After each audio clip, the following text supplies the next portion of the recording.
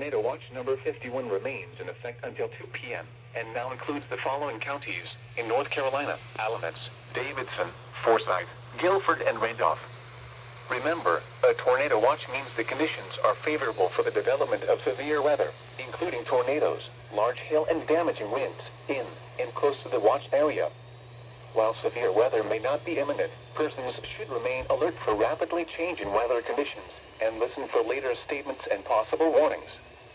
Stay tuned to NOAA weather, radio, commercial radio and television outlets, or internet sources for the latest severe weather information.